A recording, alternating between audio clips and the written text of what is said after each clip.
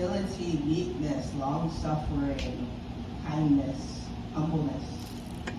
What do these all have in common with each other? Love from Spirit. I heard love. Okay, yeah, Jesus. Yes, the fruit of the Spirit, yeah.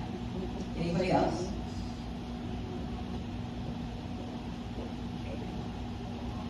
The whole armor? Maybe. Well, not particularly, well, not the pieces, but. Anybody else? So, as we can see that these particular words are talking about pretty much not being selfish.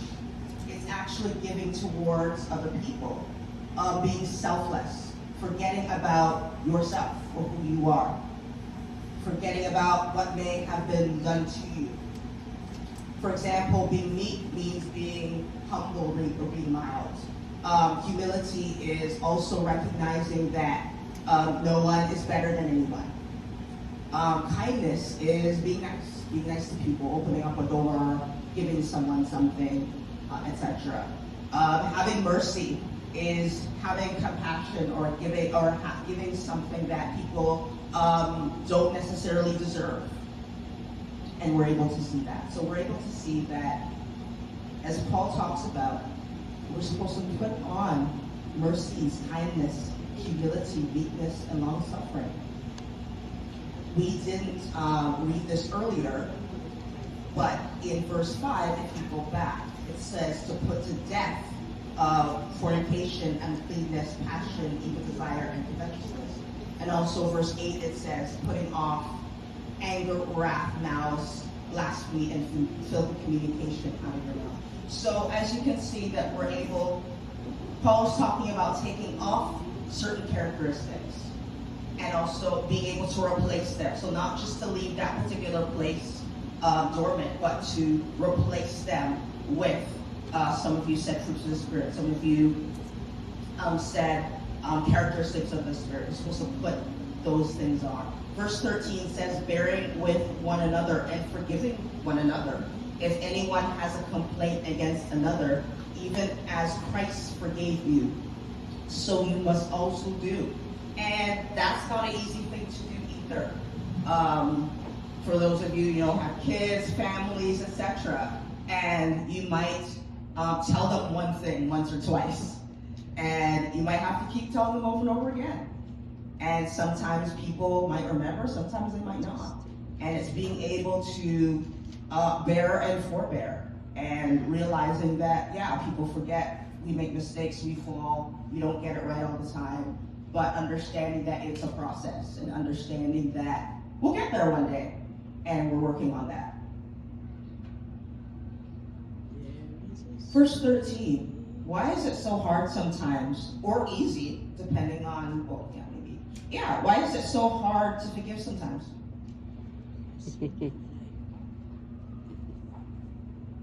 Because of the hurt. Sometimes, what was said or done might be a little bit deep to accept, or to pass over, or to forget. Sometimes it's hard. Sometimes you can't forget. Sometimes things that were said or things that were done to you, it's impossible to forget those things, right? But God instructs us to be able to forgive anyway. And even though, there's times where sometimes I'll just see the person just right away, that thing or whatever situation comes. And we have a decision, we have a choice to make. And we can allow that thing to be there front and center in our minds. And sometimes, it might choose us to behave in certain ways. And God is instructing us to forgive. Someone else said something. I know you said the wound is too deep. But there was someone else said something. Why is it so difficult sometimes to forgive?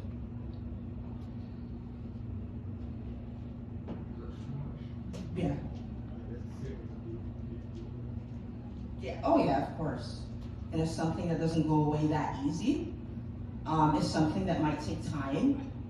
It's something that, and even you might have someone that might keep doing that same situation or that same, they might keep speak the same words or the same action over and over again. And again, the choice you have to make.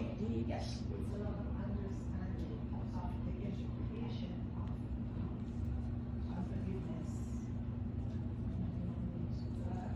We understand the danger in unforgiveness. We will go on not just that it's not forgiveness is not for us. It's not for the other person, it's for us. Yeah, that's an important point in remembering that if we understand what forgiveness is all about, and remembering that, really releasing that person and saying, you know what, I choose not to, count this towards you anymore. It's really, it's for you. And I know for myself, I've had to deal with that the hard way for many years. And being a person that held things in, being a person that grew up in a certain way where, you couldn't speak or whatever. And I had to learn to be able to let that go. And it took a while. It wasn't something that just came like that. Yes?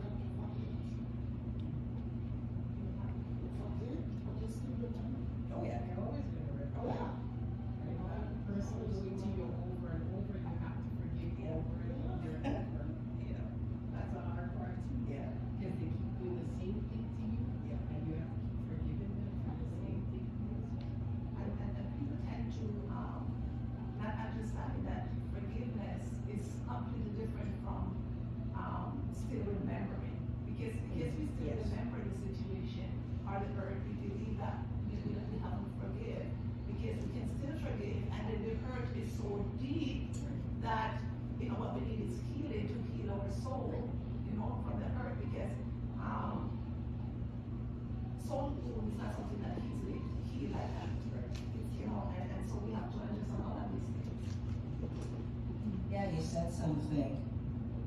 We ought to know that if we put on all of what Paul is saying here, it would be easier for us to forgive. We're hearing all these slogans that he said, kindness, love, and all of that. We're hearing that, and it's easier for us to forgive someone. But if we're not hearing these things, it's very hard.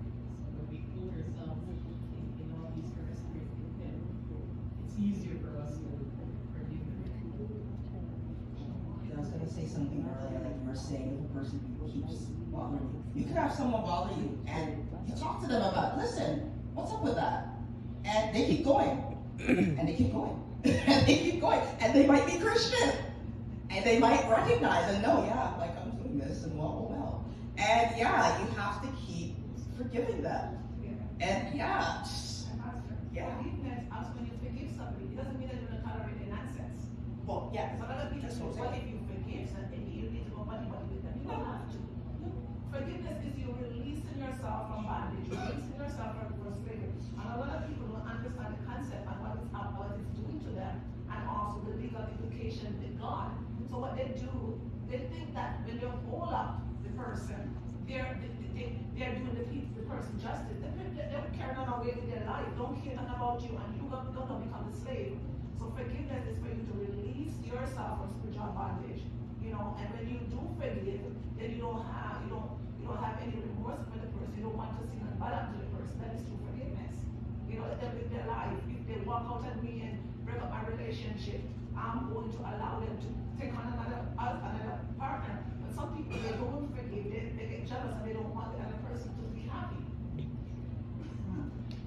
It's a hard thing though, and this is one of the things that Christians is struggling with. This is one of the number one thing. This is why God emphasizes in the Word of God.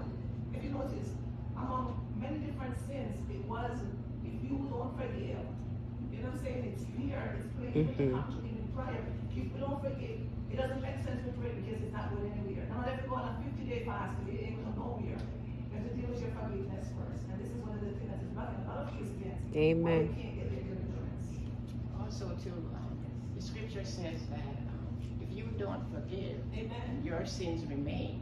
Yes. And I'm thinking, no way I want my sins to remain, right? So it's a privilege to forgive them, release them, and I go free.